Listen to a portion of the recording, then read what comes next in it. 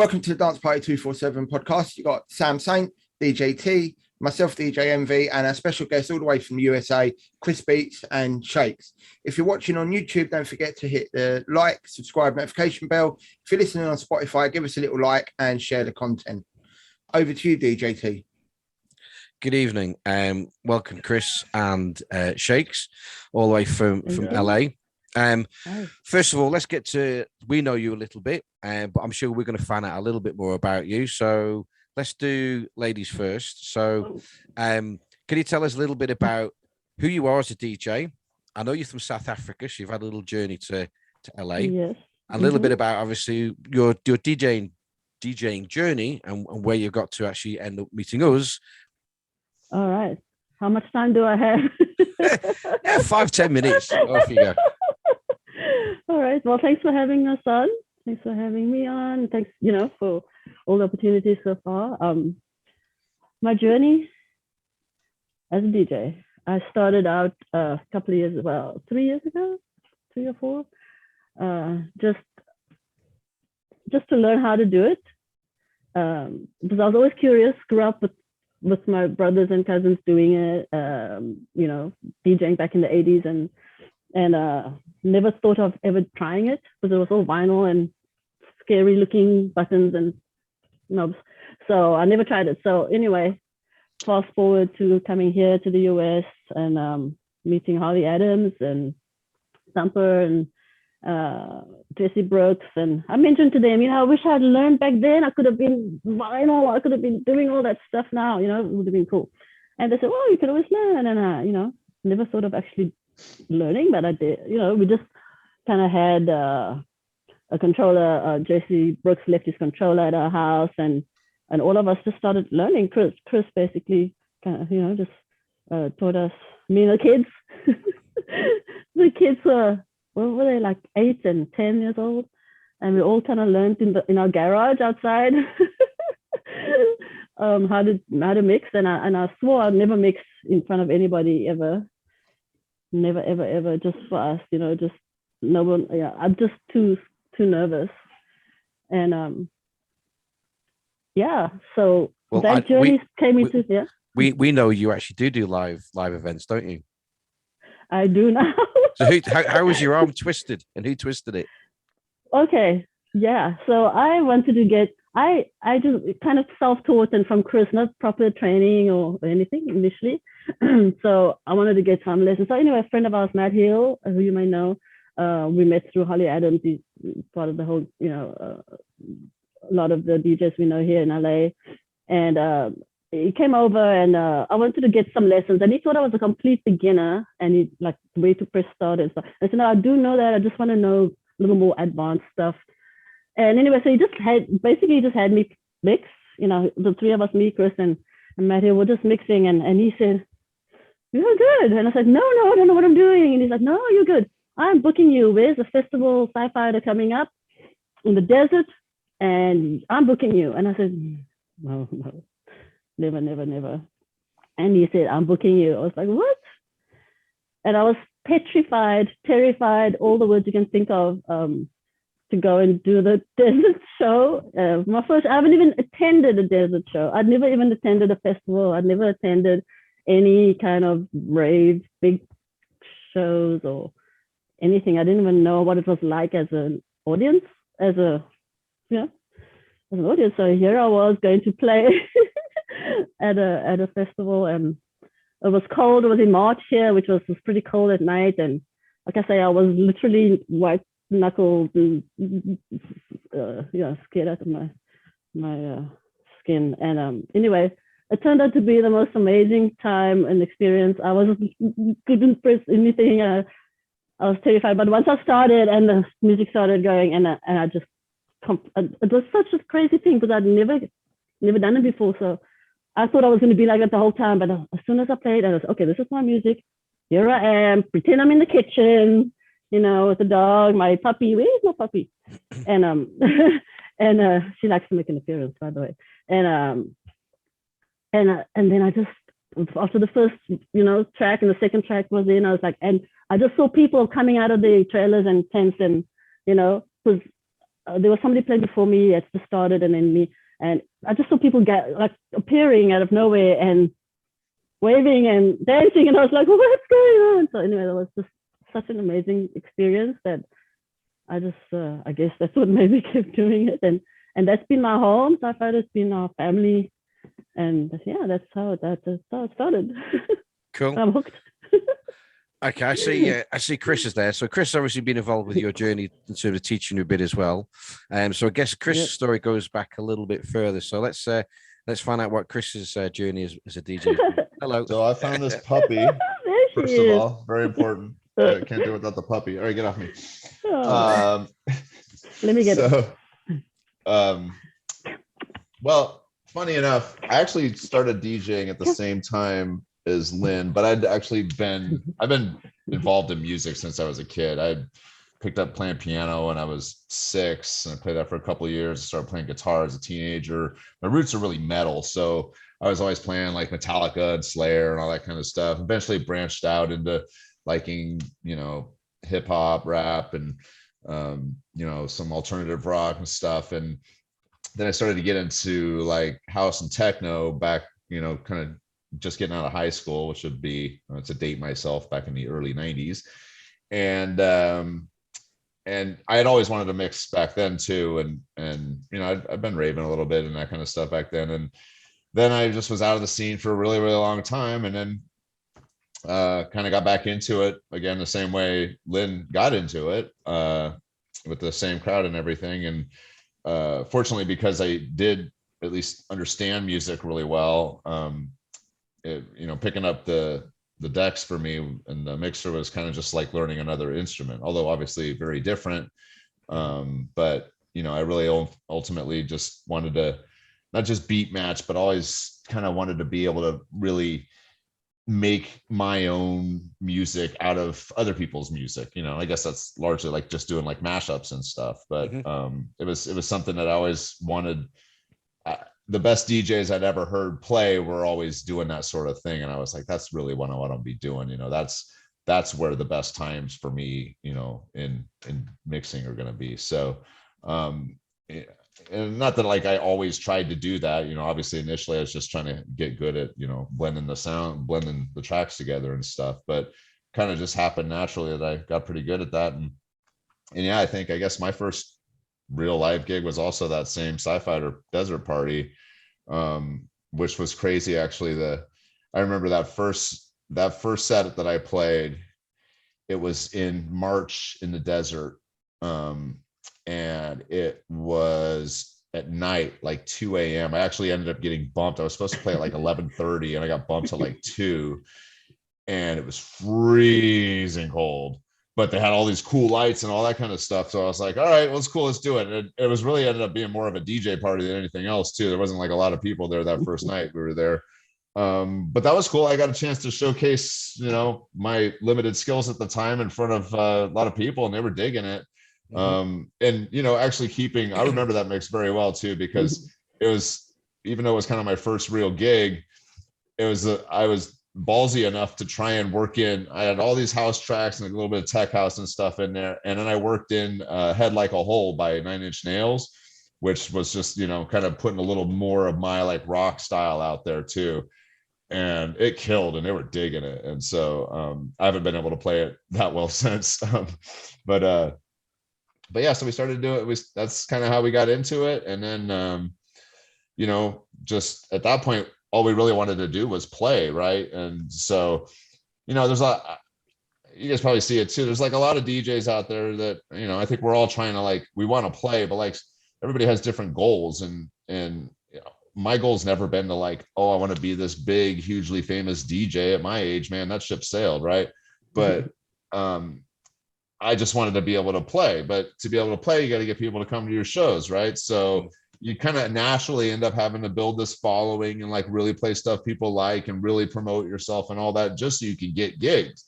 Yeah. And so that's kind of, how we started doing it. And I don't know how long you want me to go on to this, but eventually we started, once we used to live in Venice Beach.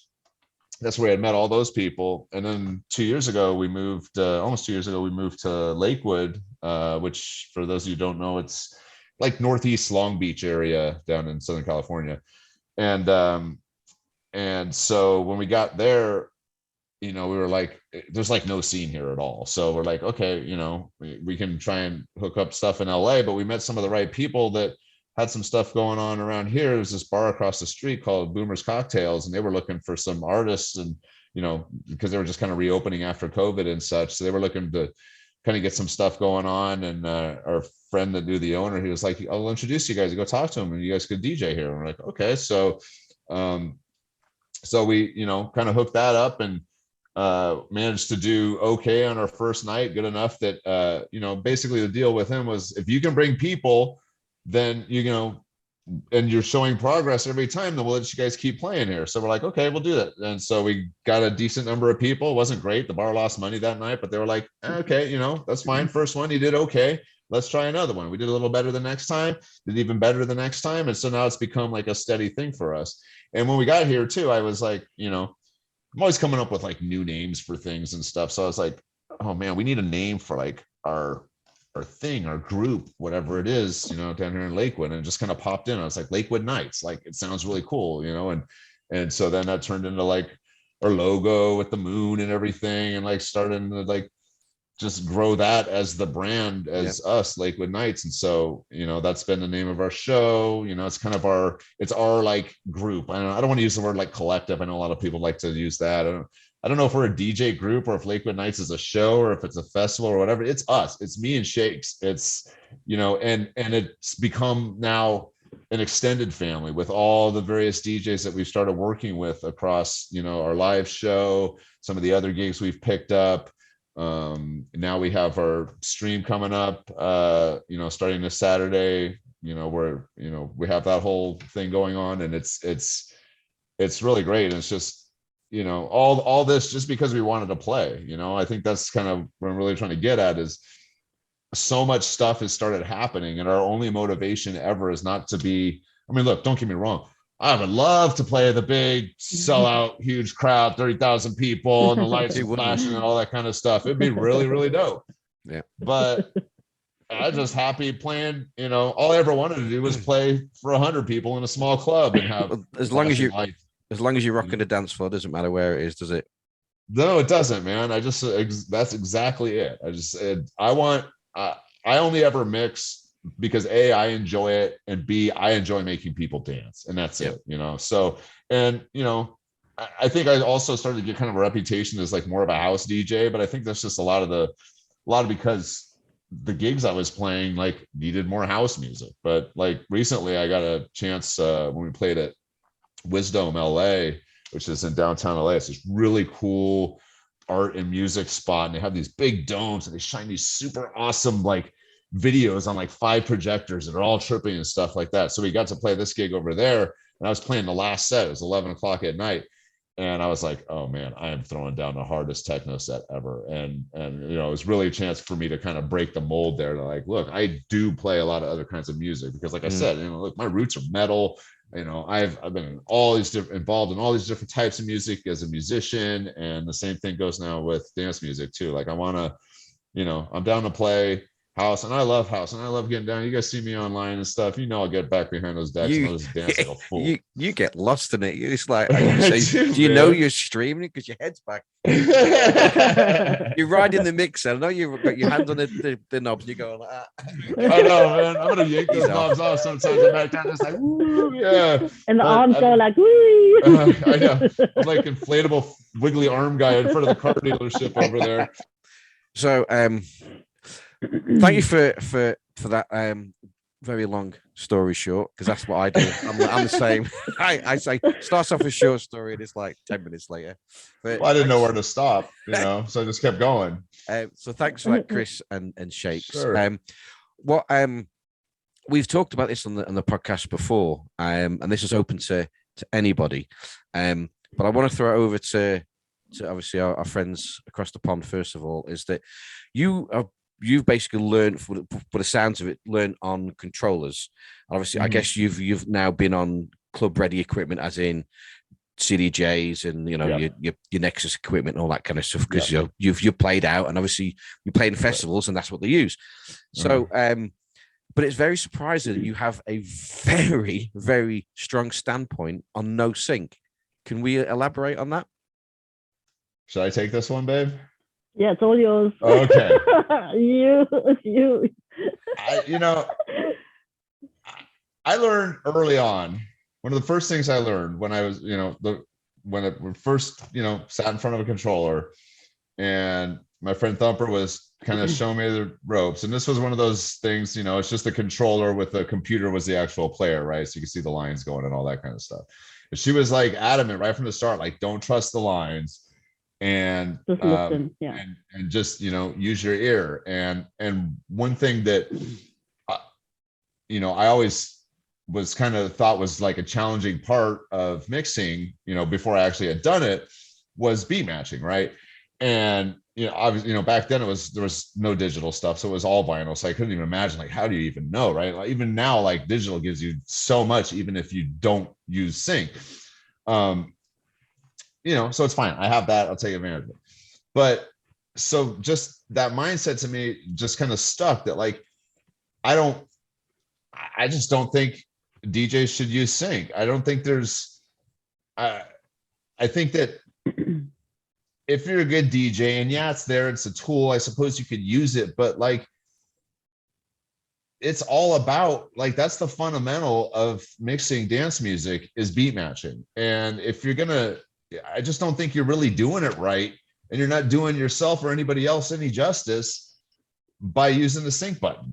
And I think the worst part of it is, as I started, meeting more DJs, all these guys that I thought were like, really, really great DJs, a lot of them I've seen, I'll get on the decks after them, we're doing back-to-backs or whatever, and the freaking sync button's lit up. And I'm like, what the using sync? What are you doing? I'm not using sync. And in fact, it's messing me up now because I'm so used to not using it. I'll get it now out. all of a sudden I got, oh man. So every time, like, it's the first thing I'm looking for. I'm like, all right, turn these buttons off and adjust the slider so it's right where it needs to be. And then I just mix. And I think it also, when you're up there, you can't just be standing around doing nothing, right? You got to mix. So, your stuff's not always going to line right up. So you got to be, jogging the platters a little bit, and it looks cool. It looks like, hey, he's up there like really mixing. You can't even fake that if you're syncing, right? And, I suppose there's probably some excuses you can make for it, where like you're playing this one song that's like normally a lot slower tempo, and this other one is like much faster, and you're trying to meet in the middle and they're way off, and you're like, it's so much harder to get the beats to match there. And then a lot of guys will go to sync on that. Like, I see that when I walk onto the decks after other people playing a lot. But I do that sometimes, and I can still do it. And I've been playing such a short time. And if I can get up there and just, jog it, get it lined up, and just keep it going, then everybody else, any respectable DJ, I just think should not be using sync. You mentioned there's a lot of tools there. I mean, just comes to mind, obviously, you said about the visuals. You got the BPM readouts. We have master sync nowadays. You can key lock the track. Oh man, I haven't even played that yet. I'm like, what? I don't know what that is. That'd be fun, honestly. Like, there's a lot of tracks where I'm like, man, I wish I could get these to match, but this one's a B and this one's a D, and they don't they don't sound good together. But if this were a different key, like, it would sound good. I would use that, right? Because now I'm just like, it's a pitch shift, not really like a sync. But I'm sorry. The CDJ 3000s does that. That has a pitch sync. It can actually move it out. It's got to be reasonably close, but it can move it up and move it down. I think we worked it out. It has to be about 5% is the maximum it can go, isn't it? Something like that. I mean, obviously, sort of, we're in the midst of actually. This is probably going to be an exclusive. Hopefully, by the end of the year, you'll have had a DJ course by Danceparty, because we're in the midst of putting one together. And obviously, we were covering a lot of the different elements and stuff like that. And obviously, we will live in 2022. So we've got the sync, and there's the three. Can I tell you, a lot of this in regards to the beat matching, it's against my better judgment. That's all I want to say. So we still have to obviously address the sync, because it's there and it's a tool. So obviously you're not doing a full course if you don't address obviously what equipment is now able to do. But the skills, and I'll put it this way, there's a podcast yet to go out and it's delicately poised, because I'll just leave it as that. It hasn't gone out yet. But we went out on a night out in Leicester a couple of weeks ago, didn't we, guys? And well, just tell them very, very briefly how good the DJs were in Leicester. Okay, so it's difficult to know where to start because generally you think as you moved on to a bigger venue, your DJs would become better, wouldn't they? So we started off in this very small venue. There was no DJ in there that night, unfortunately. So we moved on to the next one. And there weren't a DJ downstairs, but there was one upstairs, wasn't there? And he obviously was deaf because, and I'm not being nasty at all. This is constructive criticism. It'd have one tune playing and all of a sudden the volume would just shoot up by like 10-12%. It just went right up and then it'd come down again and it'd go right up and it'd be mixed tracking and the volume would go up. It was shocking. And this guy was getting paid. I mean, it mixed an R&B. The mixer side it wasn't too bad, and it was R&B, so it's a bit more difficult to mix anyway. So if you're mixing, it's not just about putting two tracks together. No, it's about the way you present them two tracks, the volumes you bring them in, the way you bring them in, the way you take them out. Yeah, it was the whole package, isn't it? It's like someone having your fader. I mean, again, one thing you shouldn't do, your fader should always be fully up when you're playing. Thank you. Yeah. But it's like somebody is having a fader halfway up and then somebody's coming reaching over and go woof. Like it was like that. It was. I mean that wasn't the worst of it. The worst of it was we went to a bar. It's a chain, a very well-known bar, and the DJ in there could mix. That weren't the question, but he had a bit of a habit of using the effects a little bit too much, like on every track. On every track, he would use the filter, and it would just be over and over and over again. And we was unfortunate enough to be sitting under a speaker, and my ears were bleeding. Honestly, it was so bad. Yeah, I mean, it wasn't even about how often he used the filter, but how much. He was taking it right down low. Distortion to its finest. It was really, really uncomfortable on the ears. Whereas just a little bit sometimes, even if it was all the time, but just a little bit, it probably would have been okay. But where it was just it was too much, wasn't it? So low or so high, it was just horrible. It really was horrible. Was he like literally like using it like an effect or something? Or it was just a filter, but it was a bad filter. It was really digitized. It wasn't like a nice warm filter. It wasn't this way. It wasn't like a Nexus filter you would get, and or even the white noise. It sounded halfway between the two, digitally awful in every sense. Yeah, it was bad. I mean, that wasn't the worst of it. There was worse than that. There's more. Oh yes. So we'll skip over a couple of bars. We walk in. There's music playing, but it's very, very low. So I said to the guy behind the bar, "Have you got a DJ on tonight?" He went, "Yeah, he's just outside having a fag." And he's supposed to be playing, supposed to be mixing, but he's just nipped out for a cigarette. Which to me says it's very unprofessional straight away. Do you know what I mean? Leave the decks alone. And it gets worse. Yeah. It left him alone. Oh man, I know where this is going. I'm so fearful of where this is going, but go ahead. So the DJ walks in. He's about 10 years old, very young lad. 10 years old? No, he's about 20 very young. Oh, yeah, he was very young. Envy's middle aged now. He's hit the middle age crew. Yeah. So he rocks up. He gets behind the decks and he starts doing his stuff. And at first, we thought we were getting an echo. And that's why it was clippity-clopping. Oh. But it weren't. He was just that bad. Every mix was out of time, out of key, out of phase. It was just awful. Absolutely destroyed flowers. It was awful. It was the worst mixing I've ever heard. The guy should never be out of his bedroom. He shouldn't be. But did they even acknowledge that they agreed with it? No, he honestly thought he sounded good. The barman honestly thought he sounded good. So you got to think like that's the quality of a lot of DJs, and that must be across the country. That can't just be in that one place. Well, the reason I asked these guys to elaborate is basically that they were all younger DJs. When I say younger, they would be brought up on controllers. That's the introduction to DJing. The point I want to make is that a lot of them are clanging, banging, and doing fundamental or schoolboy, as we call it here in the UK, schoolboy errors. The stuff that you should not be doing, especially if you're playing out. Because anyone playing out, you expect a higher standard than obviously, like you mentioned before, like you're in your kitchen or your bedroom. You know what I mean? Yeah, you know you're on show. You need to do your best foot forward, do your best job. Right. Yep. Now let's flip it around. We're going to put obviously a course out, and we're going to emphasize of basically to go back and do some of the vinyl tricks and the way you learned to do vinyl, but obviously with a DJ digital setup. That's kind of the angle we're going to come from for part of that part of the course. I will now pose a question. So, okay, a lot of people obviously take the journey, and like Chris and people obviously come back into it later in life, and some people have done it all their life, and some people have been and gone. But I'll ask the question: those that are basically middle-aged or above will have had to have learned on vinyl because CDs went around on the day. How many of those DJs, when you hear play out now, are clanging and banging and doing the fundamental mistakes compared to all the kids? When I say kids, and I don't mean in a bad way, but obviously anyone who's learned digitally has all the tools available to them to make them sound absolutely seamless. What's the difference between basically those doing things fundamentally wrong and the old boys and girls being absolutely brilliant at the job that they've done? Right. And I can tell you this much, it's not because of the years between them.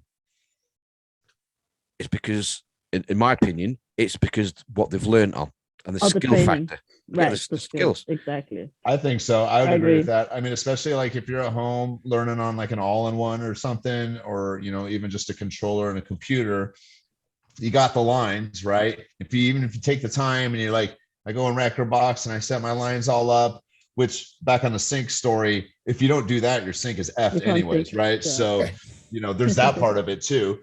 And then they get on the CDJs, and this was my first experience on the CDJs too. It's the same similar, except obviously I was already really playing by my ear anyways.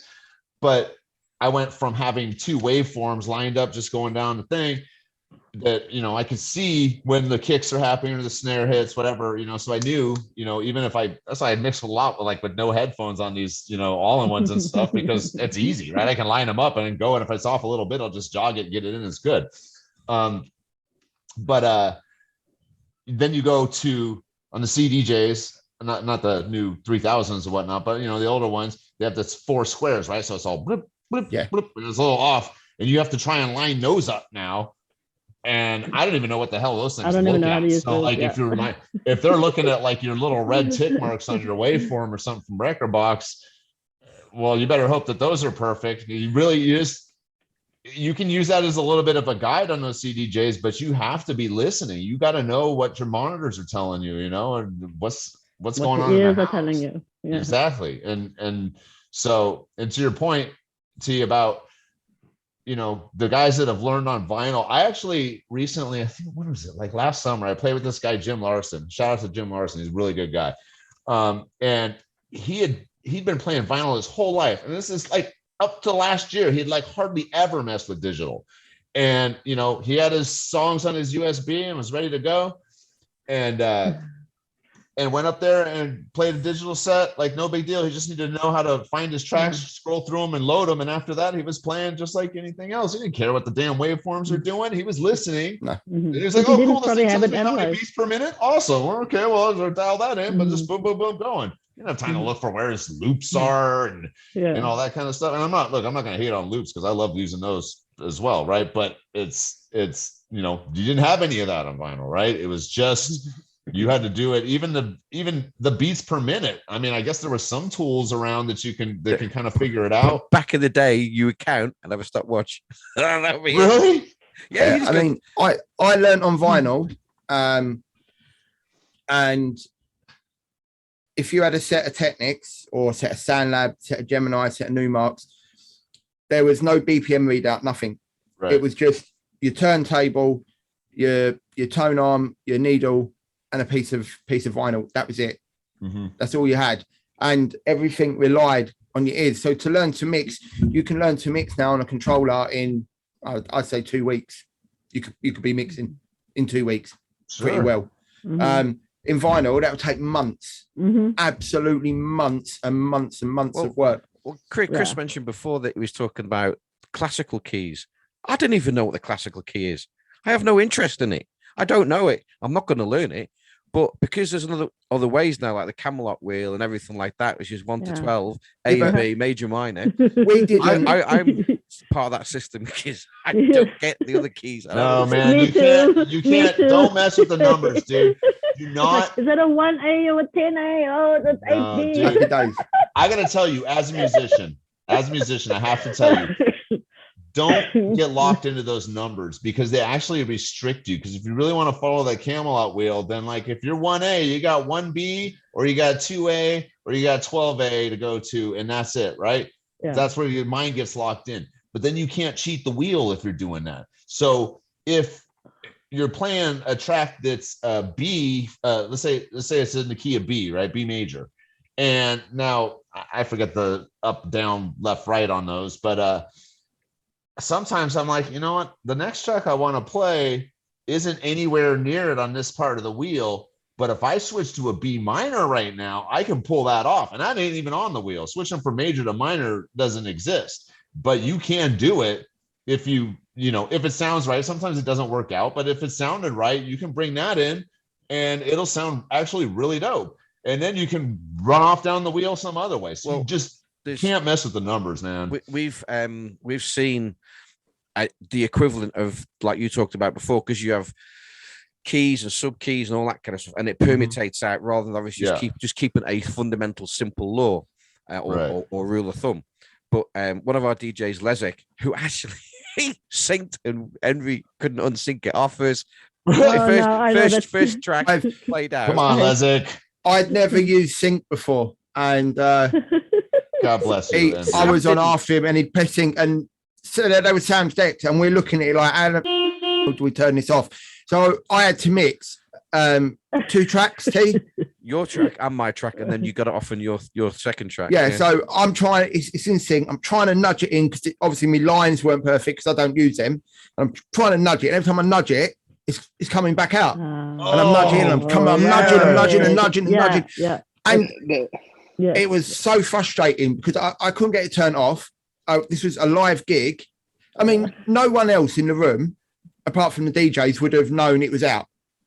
Your normal punter wouldn't have had a clue, but I knew, and all the other DJs knew that it weren't right, and it's really frustrating. So, like you said, because when you're jumping on after someone who has been using sync, it is very frustrating. To be especially fair, if you don't know where the button is to turn it off because you don't use it. I think that was the funniest thing about it. Was obviously we was at this venue, we were doing a live gig, and I think I'd done my set a couple of hours before them guys, and I was upstairs on the balcony having a drink, and someone come running up and they said, "Oh, how do you turn sync off on your decks?" And I'm like, "I don't know. I've never used it." So I've gone running down to the stage and gone behind the booth, and Envy's like, "How do you turn sync off?" And I'm like, "I don't know." And I'm there Googling on my phone, like, "How do you turn sync off on the next DJ?" And like you said, Chris, you started with your ears, and I think that's a kind of fundamental that if anyone was to ask me now for advice on DJing, if they were starting out, I'd say learn with your ears before anything else. Cover the BPM up so you can't see it. That'd be even better. And then once you've covered it up and once you've got it in, take it off and have a look and see how close you got. Right. Well, to be fair to Lezek, that he is now all he's got is like tractor stuff, so it's all triggered. That's how he DJs. And that's what his home setup is. He's building a new home on the water in a boat. Fair play to him. As long as he doesn't sink, he's going to upgrade his kit, and he will get him. He is. We brought him back into the fold. He is going to get some CDJs. That was a terrible pun. So yes, what do you call it? Also, going back to his point before, he gave us a list of all the keys and sub keys, and it's like you said, Chris. You go, I cannot remember all those.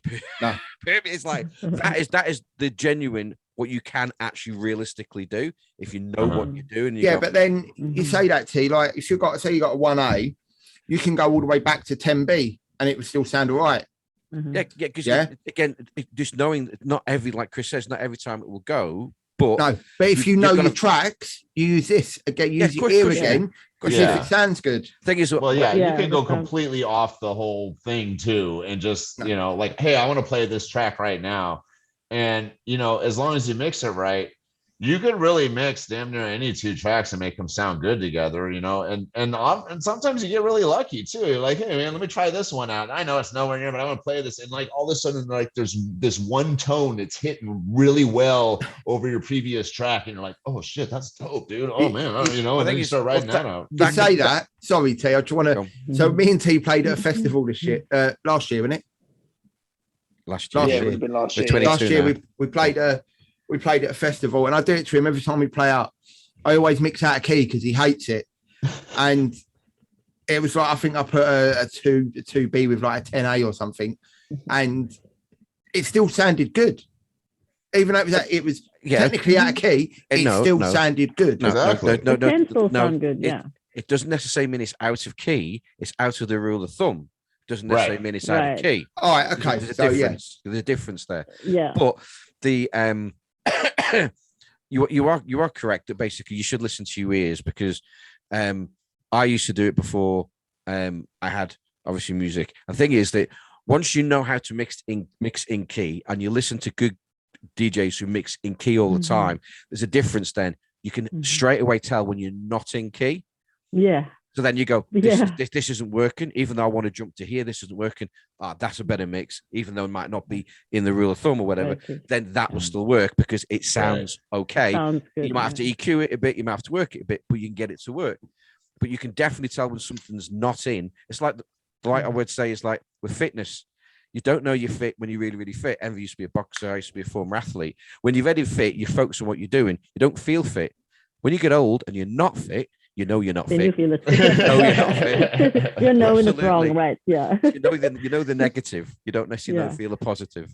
That's And it's how I funny understand because it. you say that because like the good DJs that we know that have been playing for a long time, like when I ask them about keepers, I always like I have a set that I want to play, but they don't necessarily have the way I want it to flow, but this is not necessarily in the right key, and I always try to get everything to work out perfectly. And when I ask them, they said they don't mix by key, but they actually do by the ear. They know what it sounds right. They don't literally look at the key, because with vinyl, they old school. Yeah, like you don't have and that. Yeah, they don't have to. Yeah, so they don't technically look at the keys, but they do mix by keys because they know what sounds they're right. still in, but through obviously listening. I mean, I used to do vinyl, and I never used to have any of this mixing key rubbish, and I never had none of it. I didn't, did I?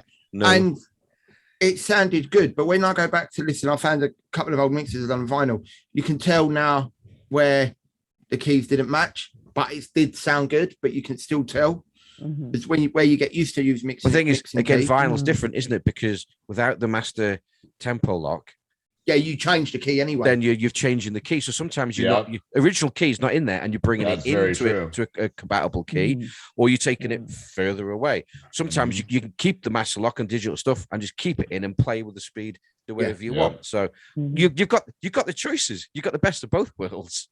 That is true. Yeah, and I've actually, I don't know. I usually just always leave the master tempo on. Like I haven't ever intentionally turned it off. But I remember one time that like it was off on one of my decks, and I was playing, and it was like I'm playing a set that like I knew worked. Like all this stuff was fine, but like something just didn't sound right, and it was only off a little bit, But it took me, I don't know, most of the set to realize that my master tempo was off or turned off on one of the decks, and I was like, oh, there we go. That's why it's not all quite locked in. Once you go above 3%, you're pulling it out of key.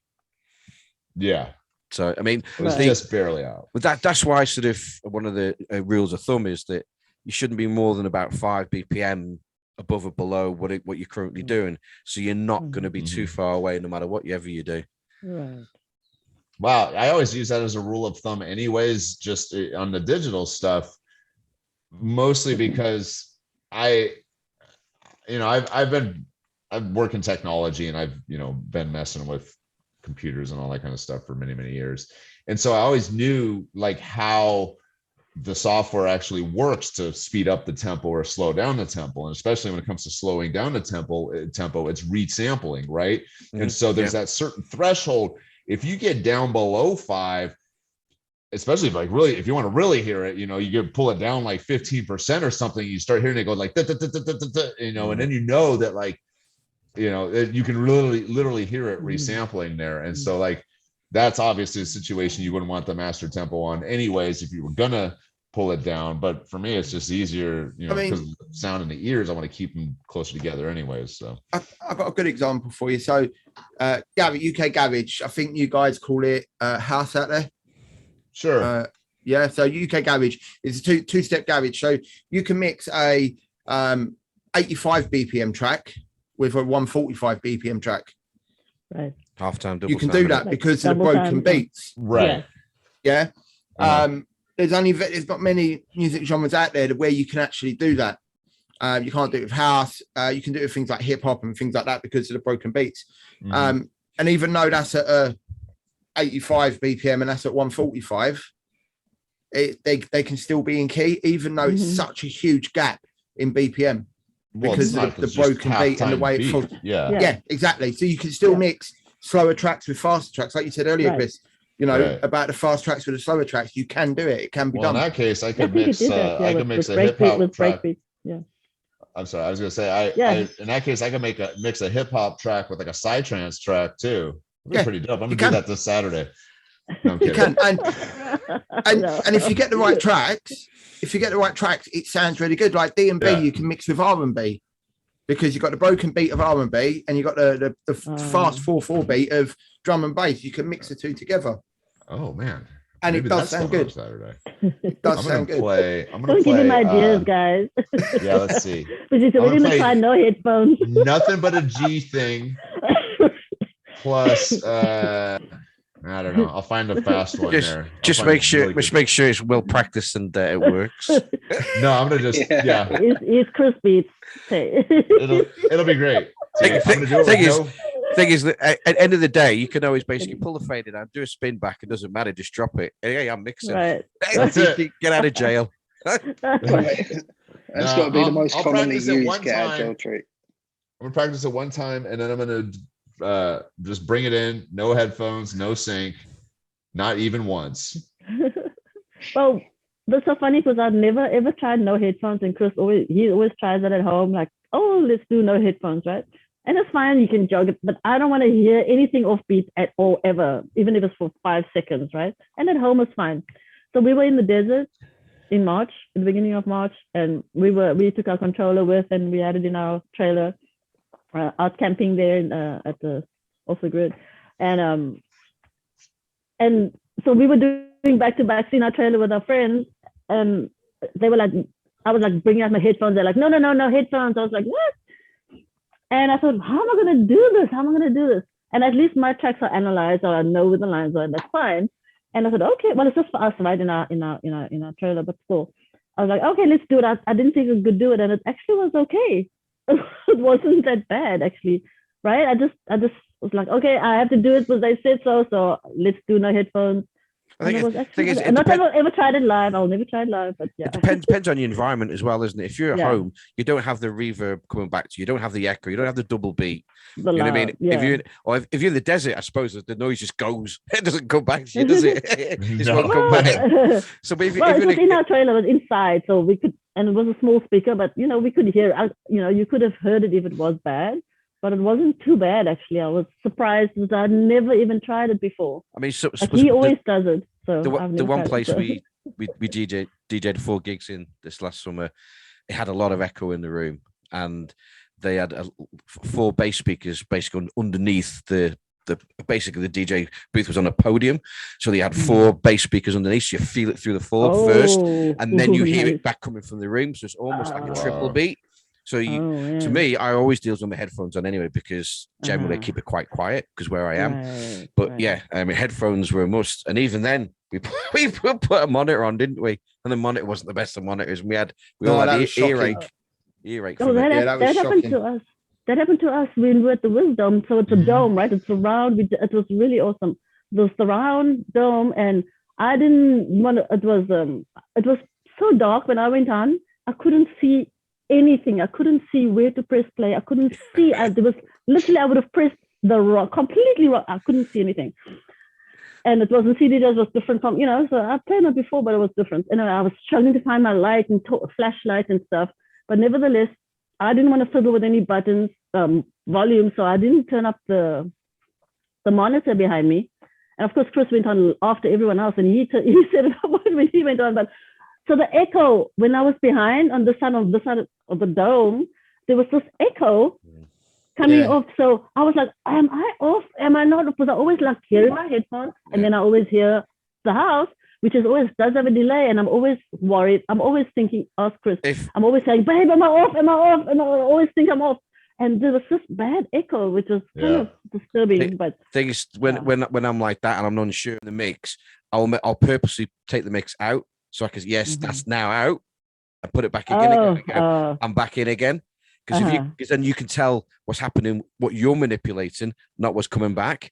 So if you're not too sure, move the platter, and then you go, that's worse. Oh, I'm back in again.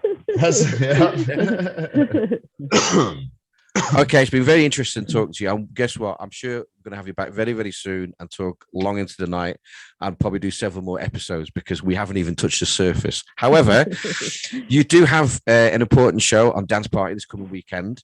You've now made it a weekly show, so thank you very much indeed. I always knew you would. We spoke about it, didn't we? And we did. We were sort of having sort of like a private bet between ourselves how long it would take. And I don't think any of us won, did we? I think it was quicker than we both thought. Was it quick fast?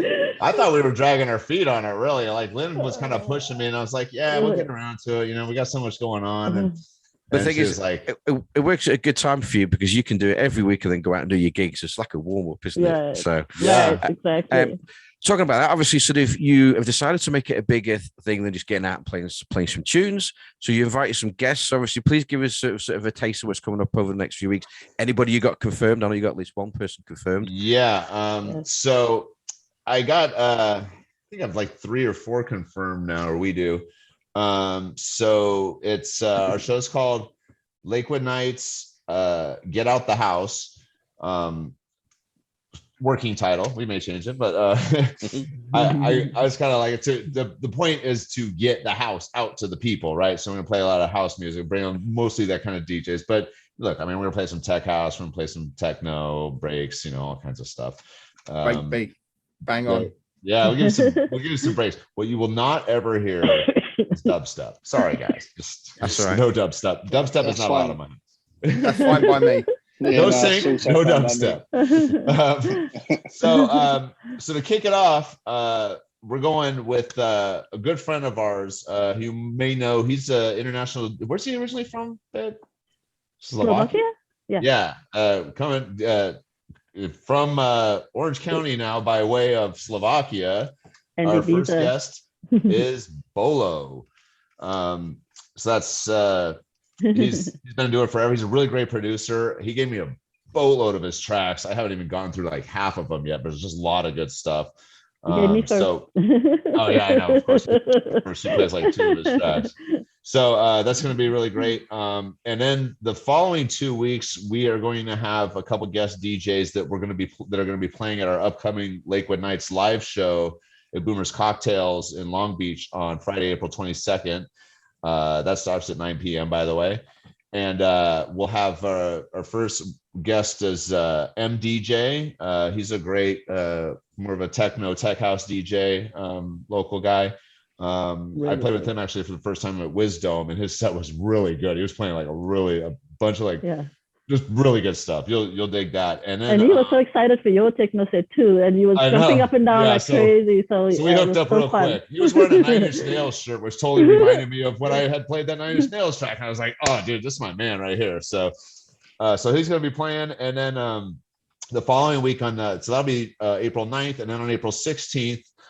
We have Alero. I met him recently. He also played with him the first time at that same show. Really talented, old school house music DJ.